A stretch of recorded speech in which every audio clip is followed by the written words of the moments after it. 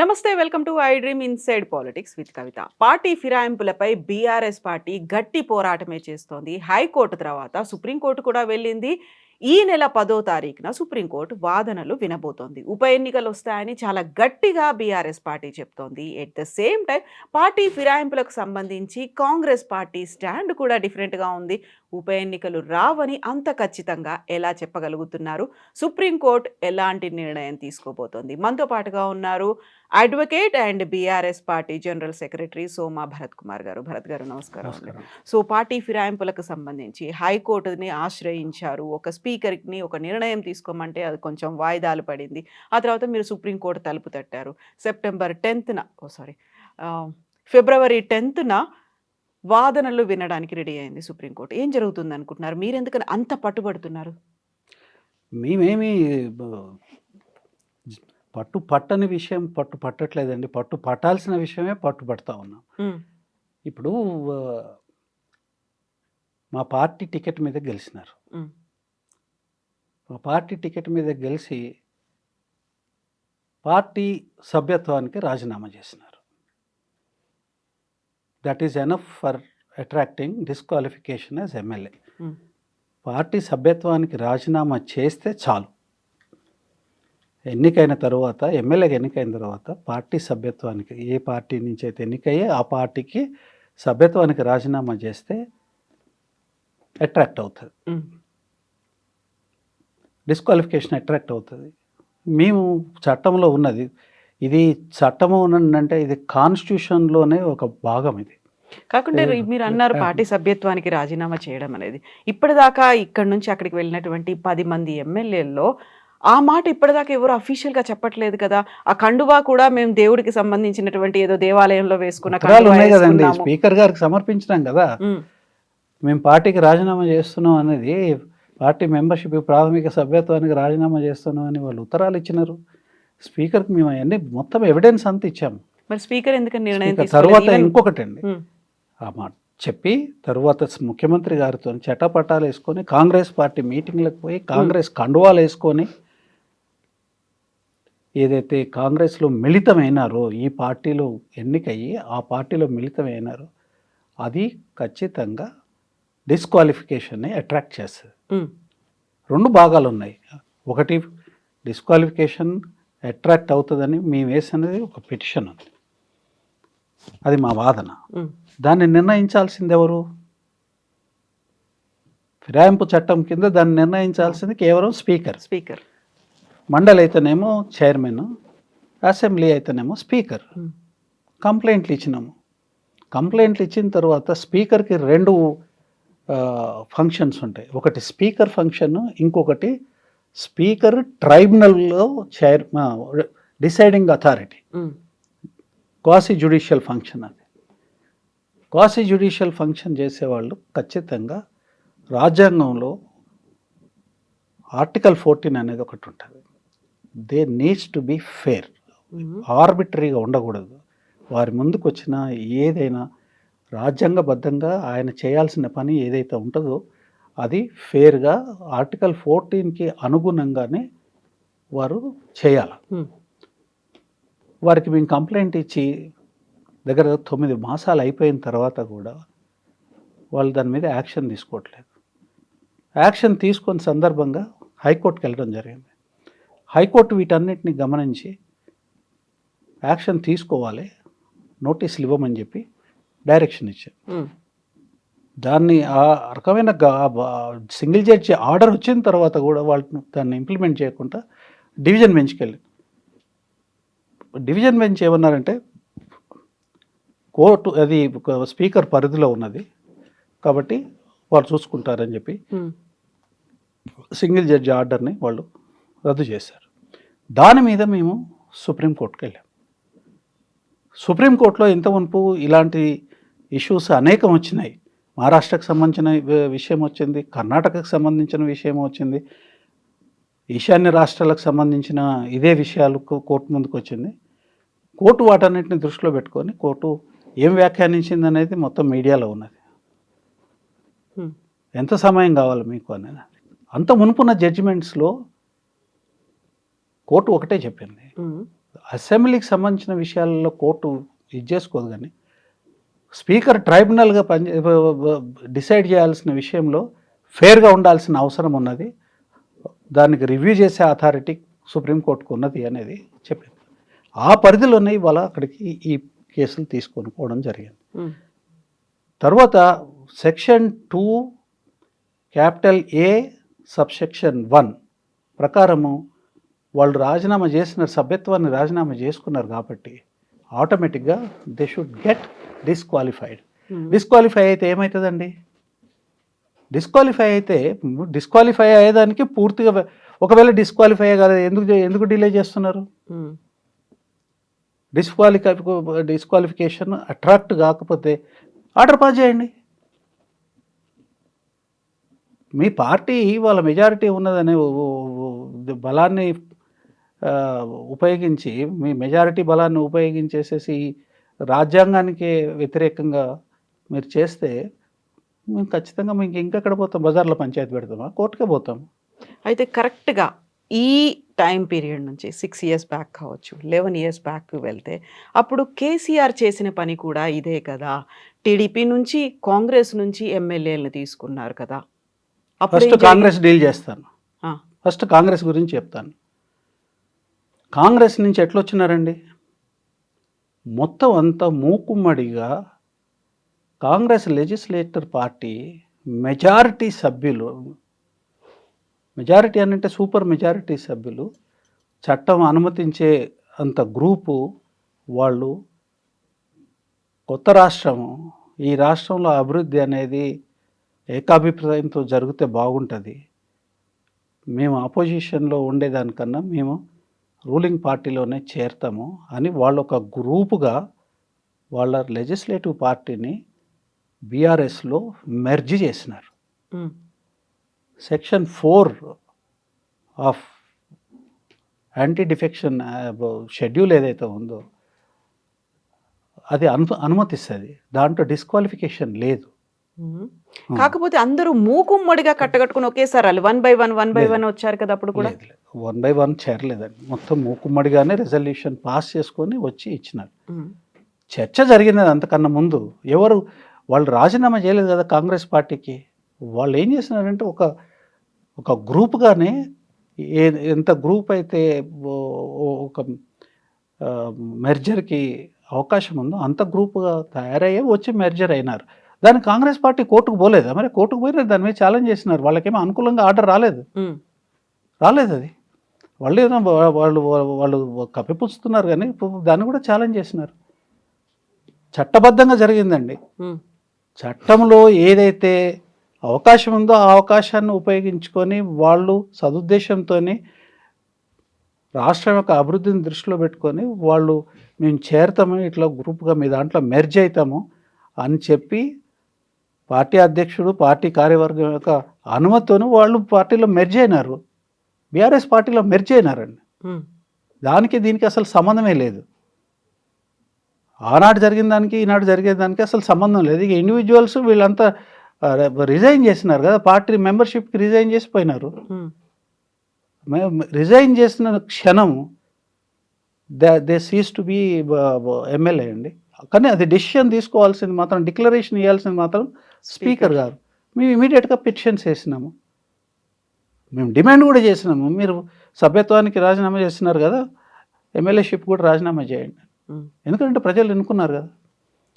కాబట్టి దానికి దీనికి ఇది లేదు. తర్వాత 2016 సంగతి చెప్తాను. 15లోను 16లో జరిగింది. ఎట్లా జరిగిందండి? ఎవరు మొదలుపెట్టింది దీన్ని? ఈ ఫిరాయింపులు మొదలుపెట్టిన వారెవరు? డబ్బు సంచులు మోసుకొని డబ్బులతోని పశువులుగా ఉన్నట్టుగా కొన్నది ఎవరు? అది మొదలుపెట్టింది ఎవరు? ఇవాళ ఉన్న ముఖ్యమంత్రి. ఆయన మీద కేసు కూడా ఉంది, ఇంకా నడుస్తూనే ఉంది. డబ్బు సంచులు మోసుకొని పోయి ఆ ఎన్నికలలో బీఆర్ఎస్ సభ్యులను కొనే ప్రయత్నం చేసింది ఇవాళ ఉన్న ముఖ్యమంత్రి రేవంత్ రెడ్డి గారు. డైరెక్షన్ చంద్రబాబు నాయుడు గారు. దేనికి చేసినారు? కొత్తగా ఏర్పడిన రాష్ట్రము మనకూడదని చేసినారు. తర్వాత ఫెయిల్డ్ స్టేట్ కావాలనేది ప్రపంచం ముందు నిలబెట్టే దానికోసం చేసినారు. దురుద్దేశంతో చేసినారు. ఎట్టి పరిస్థితుల్లో ఈ గవర్నమెంట్ని కూలగొట్టాలని, కేసీఆర్ గారి మొదటి ప్రభుత్వాన్ని కూలగొట్టాలని కంకణం కట్టుకొని చేసినారు. రాజకీయ ప్రతిక్రియ ఉండదా? గవర్నమెంట్ని మెజారిటీ ప్రజలు ఎన్నుకున్న గవర్నమెంట్ని కాపాడుకునే అవసరం లేదండి మాకు? ప్రజల పట్ల మేము కొట్లాడాల్సిన అవసరం లేదా? దాన్ని కాపాడుకోవడం కోసం, ప్రభుత్వాన్ని కాపాడుకోవడం కోసం, తద్వారా తెలంగాణ రాష్ట్రాన్ని కాపాడుకోవడం కోసం, సుస్థిరం చేసుకునే దానికోసం మేము ఇన్వైట్ చేసినాము. రండి మాతో చేతులు కలపండి, ఆఫ్టర్ ఆల్ మీరు కూడా తెలంగాణ బిడ్డలే కదా. పార్టీ మారమని ఎంకరేజ్ ఆ చేశారు. పార్టీ మాలో మెర్జిగమని చెప్పినాము. పద్ధతి ప్రకారం మెర్జ్ అయినారు. ఎవరు పోద్దన్నారండి కోర్టుకి? నిజంగా వాళ్ళు గెలవగలిగేది ఉంటే ఆ రోజు కోర్టుకు పోవాలి కదా. వాళ్ళు పోలే కదా. మేము తప్పు చేస్తే కొన్ని ఏంటి మనస్తత్వాలైనా వీళ్ళవి. అటు చంద్రబాబు నాయుడు గారి శిష్యుడు, ఆయనే పెద్ద ఇవాళ ముఖ్యమంత్రి అయిన అంత మేధస్సు ఉన్నది, ఎందుకు పోలేదు? నిజంగా మేము తప్పు చేస్తే తర్వాత మీరు కూలగొట్టాలనేది, తర్వాత ఈ రాష్ట్రాన్ని అస్థిరపరచాలనేది స్పష్టంగా కనిపించింది కదా ఆ కేసులో. డబ్బు సంచులు తీసుకుపోయి మీరు ఎమ్మెల్యేలను కొనే ప్రయత్నం చేస్తారు కదా, సభ్యులను కొనే ప్రయత్నం చేస్తారు కదా. అస్థిరం చేయాలని, తెలంగాణను సర్వనాశనం చేసే కార్యక్రమం కదా. తెలంగాణకి రాకుండా వ్యతిరేకంగా ఉద్యమం చేసింది ఎవరండి? 9 డిసెంబర్ 9, 2009లో మొట్టమొదటిసారి తెలంగాణ జరిగేదానికి వీలు లేకుండా అడ్డం పడిన మహానుభావుడు ఎవరు? విజయవాడలో రోడ్ల మీద కూర్చొని చంద్రబాబు నాయుడు గారి తెలుగుదేశ గణం. ఏం తప్పు చేసినామండి? తెలంగాణని సమర్థించుకోవాలి, నిలబెట్టుకోవాలి. కాబట్టి మీ సహాయం మాకు అవసరమని ఆ రోజున్న తెలుగుదేశం, కాంగ్రెస్ ఎమ్మెల్యేలందరికీ కూడా విన్నవించినాము. ఒక గ్రూప్గా వచ్చి వాళ్ళు చేరినారు. ఒకవేళ మీకు అది లీగల్గా తప్పైతే ఆ రోజు కోర్టుకు పోవాలి కదా. ఎందుకు పోలేదు? సో ఇప్పుడు కూడా ఇవాళ మీరు చేసినారు. మేము అయ్యాల పద్ధతిగానే ఉన్నాము, ఇవాళ కూడా పద్ధతిగానే ఉన్నాం. ఆ రోజు మీరు వాళ్ళని ఎంకరేజ్ చేశారు, ప్రభుత్వాన్ని కాపాడుకోవాలి, ఒక విన్నవించుకున్నారు, వాళ్ళు వచ్చారు. ఇప్పుడు కూడా రేవంత్ సర్కార్ కేసీఆర్ అలాంటి పని చేస్తాడు కాబట్టి మేము కూడా గేట్లు ఎత్తాము, అందువల్లే ఈ 10 మంది వచ్చారు, ఇంకా గేట్లు ఎత్తితే ఇంకా చాలా మంది వస్తారు ఒక మాట. అంటే ఈ ప్రభుత్వాన్ని కూడా కూల్చే కుట్ర కేసీఆర్ చేశారు అనేది అక్కడ వినిపించింది కదా ఆ టైంలో. దొంగ పని చేసి సమర్థించుకునే మాటలు వేరు. వాళ్ళు దొంగ పని చేస్తే మేము సమర్థించుకునే దానికోసము, మా ప్రభుత్వాన్ని కాపాడుకునే దానికోసము, ముఖ్యంగా తెలంగాణని కాపాడుకోవడం కోసం చేసిన విన్నపం అది. మేము పార్టీ ఫిరాయించమని చెప్పలే, కలిసి పని చేద్దామని చెప్పినాం. ప్రభుత్వం తెలంగాణ మొదటి ప్రభుత్వాన్ని నిలబెట్టుకుందామని చెప్పినాం, తెలంగాణను నిలబెట్టుకుందామని చెప్పినాం. మేమేమి బేరసారాలు చేసేసి డబ్బు సంచులు మోసి డబ్బులు ఇచ్చి మేమేమన్నా తీసుకురాలి. కాకుంటే ఆ టైంలో వాళ్ళు వచ్చిన వాళ్ళని మంత్రివర్గంలో కూడా ఎందుకు చేయకూడదండి? మరి ఈసారి ఒకసారి వాళ్ళు మెర్జ్ అయిన పార్టీలో అంతర్భాగం అయిన తర్వాత ఎందుకు చేయకూడదు? ఒక సమిష్టి కార్యక్రమం తీసుకోవాలి, ఏకాభిప్రాయం కావాలి. తెలంగాణలో అభివృద్ధి పోవాలంటే చాలామంది త్యాగం చేశారండి. మొదటి నుంచి కొట్లాడిన వాళ్ళు కూడా త్యాగం చేసినారు. ఎందుకోసం చేసినారు? మాట్లాడకుండా ఎందుకు చేసినారు అంటే కేసీఆర్ గారి ఉద్దేశం కరెక్ట్ కాబట్టి చేసినారు. తప్పేమున్నదండి దాంట్లో? తప్పేమున్నది? ఇచ్చినారు కొంతమంది సమర్థులైన వాళ్ళకి, కొంతమందికి మంత్రి పదవులు ఇచ్చినారు. తర్వాత ప్రజల ఆమోదం తెలిపిన కదండి నెక్స్ట్ టర్మ్ గెలిపించి. ఇప్పుడు ఆమోదం కాదు. ఇప్పుడు వీళ్ళు ఏంటంటే మొత్తం అంతా చిల్లర వాగ్దానాలన్నీ చేసి, అలవిగానే వాగ్దానాలు చేసి జనాన్ని మభ్యపెట్టి వాళ్ళని కన్ఫ్యూజ్ చేసి మార్పు అని చెప్పి ఇవాళ మార్పు చూస్తూనే ఉన్నాం కదా, ప్రజలు ఎట్లా ఆడుతున్నారు. అయితే ఫస్ట్ టైం 2014లో ఎన్నికలు జరిగినప్పుడు టీఆర్ఎస్ పార్టీకి 63 స్థానాలు వచ్చాయి. ఆ తర్వాత 2019 18లో జరిగినటువంటి ఎన్నికల్లో 88 వచ్చాయి. 88 వచ్చినప్పటికి కూడా మళ్ళీ తీసుకోవాల్సిన అవసరం, దాన్ని సెంచరీ దాటించాల్సినటువంటి అవసరం ఏమరు? కాంగ్రెస్ పార్టీ 2018లో వాళ్ళ పవర్లోకి వస్తామనే ఆలోచనలో ఉన్నారు. ఖచ్చితంగా మేము ఈసారి పవర్లోకి వస్తామనే ఆలోచన ఉన్నారు. ఆ ఆశలు అడియాశలైనాయి. తర్వాత అది అడియాశలు అయిన తర్వాత కలిసి పనిచేసుకుంటే తప్ప ఈ రాష్ట్రాన్ని నిలబెట్టుకోవడం కష్టం అనేది వాళ్ళకి తెలుసు. తర్వాత ప్రతిరోజు కీచులు ఆడుకోవడం ఎందుకు అనే ఉద్దేశంతో అభివృద్ధిలో భాగస్వాములం అవుతామని చెప్పి వాళ్ళు వచ్చినారు. వస్తే చేసుకున్నాం, మేము తప్పే ఉన్నదండి దాంట్లో.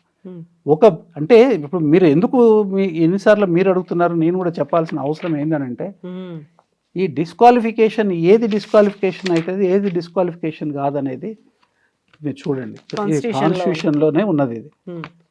సెక్షన్ 2A(1) సబ్సెక్షన్ 1, తర్వాత సెక్షన్ 4. ఇది మెర్జర్.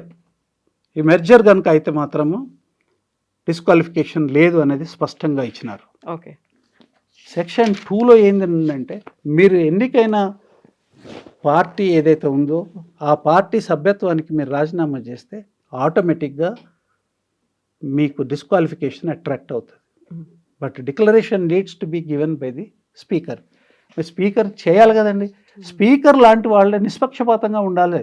ఏ పార్టీ నుంచి ఉన్నా కానీ స్పీకర్ నిష్పక్షపాతంగా ఉండాలి. ఆ నిష్పక్షపాతంగా ఉండాల్సిన స్పీకరే మౌనంతో పక్షపాత ధోరణి ప్రస్ఫుటించేటట్టుగా ఉన్నప్పుడు తప్పనిసరి పరిస్థితి కోర్టుకు పోవాల్సిన పరిస్థితి ఏర్పడింది. అయితే భరత్ గారు, గతంలో టీఆర్ఎస్ పార్టీలోకి కాంగ్రెస్ కానీ టీడీపీ ఎమ్మెల్యేలు కానీ వచ్చినప్పుడు బంగారు తెలంగాణ రాష్ట్రం కోసం అని చెప్పారు. ఇప్పుడు బీఆర్ఎస్ పార్టీ నుంచి కాంగ్రెస్లోకి వెళ్ళినప్పుడు తెలంగాణ రాష్ట్ర పునర్నిర్మాణం కోసం, అంటే ఇక్కడ కూడా వాళ్ళకు ఒక ఎజెండా అనేది కనిపిస్తుంది. అప్పుడు ఎలా అయితే ఒక ఎజెండా గురించి చెప్పారో, ఏదైతే కావాలని ఒక లక్ష్యం ఉందో దానికోసం, దీన్ని కూడా అలాగే చెప్పారు కదా. అదే కరెక్టేనండి. ఇప్పుడు రాజ్యాంగంలో కొన్ని పద్ధతులను పెట్టినారు. ఆ పద్ధతి ప్రకారం పోండి. మీరు రాజీనామా చేసి తెలంగాణ నిర్మాణం కోసం మనలో అదే స్లోగన్ పెట్టుకొని ఎన్నికై అందులో చేరండి. ఎవడొద్దని అంటున్నాడు? మీరు సెక్షన్ 4 ప్రకారం మీరు చేరండి. మీకు ఒకవేళ కనుక ఆ స్ట్రెంత్ ఉంటే అట్లా చేరండి. ఎవడొద్దని అంటున్నాడు? రాజ్యాంగాన్ని 24 గంటలు రాహుల్ గాంధీ గారు రాజ్యాంగం పట్టుకొని తిరుగుతూ ఉంటాడు. వాళ్ళ నాయన చేసిన చట్టం అండి ఇది. ఏది? యాంటీ డిఫెక్షన్ లా తీసుకొచ్చింది 85లో రాజీవ్ గాంధీ గారు. ఆయన తీసుకొచ్చిన చట్టాన్ని ప్రజలకేమో రాజ్యాంగం చూపించి మోసం చేస్తూ ఉంటాడు. ఇక్కడ రాజ్యాంగం ఆయన కాడికి వచ్చే వరకునేమో దాన్ని అమలు చేయడు. ఎందుకు అమలు చేయడండి? అంతకన్నా ఇప్పుడు డిఫెక్షన్ లా వాళ్ళ ఫాదర్ తీసుకొచ్చిన డిఫెక్షన్ లాని ఆయన ఎందుకు ఇంప్లిమెంట్ చేయడు అంటున్నాను. ఇప్పుడు 10 మంది ఎమ్మెల్యేలు కాంగ్రెస్ పార్టీలో, అంటే ఇప్పుడు రేవంత్ సర్కారు కోసం అని అక్కడికి వెళ్ళారు అనుకున్నప్పుడు అందులో కొంతమంది మళ్ళీ తిరిగి రావాలి అనే ఒక ఆలోచన చేస్తున్నారని. ఇప్పుడు 10 మందిలో మినిమం ఒక 5గురన్నా మీ దగ్గరికి వచ్చారనుకోండి, వాళ్ళ మీద కేసుని మళ్ళీ వెనక్కి తీసుకుంటారా? మీరు ఏం ఆలోచిస్తారు అప్పుడు? పార్టీ నిర్ణయం చేయాలండి. అది వాళ్ళు రానియండి, ఆ డిక్లేర్ చేయమనండి. చేస్తే పార్టీ ఏం నిర్ణయం తీసుకుంటుంది. ప్రజలు ఏం నిర్ణయం, ప్రజలకు వదిలేస్తారా లేకపోతే నిర్ణయం తీసుకుంటారా లోపల తీసుకుంటారా లేకపోతే రిజెక్ట్ చేస్తారా? అదంతా కూడా అది హైపోథెటికల్ సిచ్యువేషన్. అది కాకపోతే భేటీ అయ్యారు, మాట్లాడకూడదు. భరత్ గారు వాళ్ళందరూ భేటీ అయ్యారు, మళ్ళీ పునరాలోచించుకుంటున్నారు అనేటువంటి వార్తలు కూడా వినిపిస్తున్నాయి కదా. ఈ ఉప ఎన్నికను తప్పించుకోవాలి అంటే మళ్ళీ బీఆర్ఎస్ పార్టీలోకి వెళ్తేనే బెటర్ అనేటువంటి ఆలోచన ఉంది అనేది. నేను కామెంట్ చేయడం కాదు, నా పరిధిలో లేని విషయం నేను మాట్లాడకూడదు. ఓకే. అయితే ఇప్పుడు సుప్రీంకోర్టులో ఏం జరుగుతుందంటారు? February 10th వాదనలు వినబోతోంది సుప్రీంకోర్టు. మామూలుగా వేరే విషయాల మీద మనం ప్రోగ్నోసిస్ ఇవ్వచ్చు, కానీ కోర్టులో పెండింగ్ ఉన్న వాటి మీద కామెంట్ చేయడం మీకు మంచిది కాదు, నాకు మంచిది కాదు, కరెక్ట్ కాదండి. సో బట్ మీరు మాత్రం ఫుల్ ప్రిపేర్డ్ గా ఉన్నారు. కాన్ఫిడెన్స్ ఉంది. ఈ case we will win it hands down. ఖచ్చితంగా మేము గెలుస్తామని మాకు నమ్మకం ఉన్నది. ఎందుకంటే సుప్రీంకోర్టు ఇంతకుముందు ఇచ్చిన జడ్జిమెంట్స్ ఉన్నాయి. తర్వాత పద్ధతిగా నడుచుకొని పరిస్థితి ఇవాళ ఏ వ్యవస్థ అయితే పద్ధతిగా నడుచుకోవాలో ఆ వ్యవస్థ పద్ధతిగా నడుచుకోనప్పుడు ఖచ్చితంగా సుప్రీంకోర్టు ఇంటర్వ్యూన్ అవుతుందనే నమ్మకం మాకున్నది. సో పాజిటివ్గా రెస్పాండ్ అవుతుంది. మీరు అనుకున్నట్టుగా ఒక ఫలితం, ఒక అక్కడ తీర్పు వస్తుంది అనుకున్నప్పుడు ఖచ్చితంగా ఉప ఎన్నిక అనేది వస్తుంది అనేది. ఆ ఉప ఎన్నిక రాదు అనేది కాంగ్రెస్ ఎందుకంత గట్టిగా చెప్తోంది అసలు? మ్యానిపులేషన్ని నమ్ముకునే వాళ్ళకి మ్యానిపులేషన్ ఎట్లైనా మ్యానిపులేట్ చేద్దామని అంటే మోసం చేసే మోసపూరితమైన పద్ధతులు అవలంబిద్దాం అనుకుని ఇట్లా డీలేలు చేయడం ఇవన్నీ చేసి రాకుండా ఆపుదామని అని అనుకుంటుండొచ్చు. వాళ్ళ ఆలోచన మేము ఎట్లా చెప్తామండి? వాళ్ళ ఆలోచన కరెక్ట్ కాదని మాత్రం చెప్తాం. సాధ్యం కాని ఆలోచన అని చెప్తాం. తర్వాత ఎవరండి సహనాన్ని కోల్పోయేది? వాళ్ళ మీద వాళ్ళకి నమ్మకం లేని వాళ్ళు, తప్పు చేసిన వాళ్ళు మాత్రమే సహనాన్ని కోల్పోతారు. సూసైడ్ ఎవరు సూసైడ్ చేసుకుంటారని మాట్లాడుతుంది. ఉప ఎన్నిక ఎందుకు వస్తుంది? ఎందుకు వస్తుంది? ఈ ముఖ్యమంత్రిగా ఉన్న వ్యక్తికి ఇట్లాంటి భాష కానీ ఇట్లాంటి భాష్యం కానీ సబబు కాదు, చేయకూడదు. ఏమైనా ముఖ్యమంత్రి ఇవాళ మేము కూడా గౌరవించాలి. ముఖ్యమంత్రి అనేది మేము కూడా అంటాం కదా, ప్రజలు ఎన్నుకున్న తర్వాత మేము కూడా అనుకుంటాం కదా, మాకు ఉన్నది కదా హక్కు ముఖ్యమంత్రి ఎట్లా బిహేవ్ చేయాలనేది. సరే సక్రమంగా బిహేవ్ చేయాలి. నోటికి ఎంత వస్తే అంత మాట్లాడితే ఇంకోటి ఎవడైనా ముఖ్యమంత్రిని తిడితే మేము కూడా అవమానం ఫీల్ అవుతాము. ముఖ్యమంత్రి రాష్ట్రానికి ముఖ్యమంత్రి కదా, అంత మాత్రం సంయమనం లేకపోతే ఎట్లా? ప్రతిపక్ష నాయకులలో ముఖ్యమైన నాయకుడిని పట్టుకొని నీకు అంత కోరికనుంటే ఆ కోరికలు తీరవు మాత్రం చెప్పగలుగుతాం. చాలా దుర్మార్గమైన కోరికలు ఇవి. ఈ కోరికలు తీరేవి కావు. ఎవరి రాత ఎవరు రాసి పెడతారండి? ఎగ్జాక్ట్లీ. ఎవరు రాత ఎవరు రాసి పెడతారు? నువ్వు చేసే విషయంలో ప్రజలకు నువ్వు అనేక వాగ్దానాలు చేసినావు, వాటి సంగతి చూడు. అది అమలు చేసే కార్యక్రమం చూసుకో, ప్రజల దగ్గర మెప్పు పొందు. మీకు ఏమైనా కష్టం ఉంటే ఆ విషయంలో మేము సహాయం చేస్తాం. ఇట్లా ఈ పిల్లి శాపాలు ఈ శాపాలతో అయ్యేది కాదు కదా. ఇప్పుడు 10 నియోజకవర్గాల్లో ఉప ఎన్నిక వస్తే ఖచ్చితంగా బీఆర్ఎస్ 10కి 10 గెలుచుకుంటుందా? కాన్ఫిడెన్స్ ఉందా మీకు? 100% గెలుస్తాం. 100% గెలుస్తాం. ప్రజలు వెంజన్స్తో ఓటేస్తారు మాకు. ఓకే. మేము చేసిన కేసీఆర్ గారి నాయకత్వంలో జరిగిన అభివృద్ధికి, సంక్షేమానికి, శాంతి భద్రతలకి, వీటన్నిటి తర్వాత మార్పు అనే పేరు మీద మోసం ఏదైతే జరిగిందో దానికి వ్యతిరేకంగా కేసీఆర్ గారు చేసిన మంచి పనికి అనుకూలంగా ప్రజలు ఈసారి వెంజన్స్తో ఓటేస్తారు. గెలుస్తాం, ఖచ్చితంగా గెలుస్తాం. ఎస్ భరత్ గారు, 10th తర్వాత మళ్ళీ మనం మాట్లాడుకుందాం తీర్పు అనేది ఎలా ఉండబోతుంది అనేది. Thank you so much. Thank you. Thank you.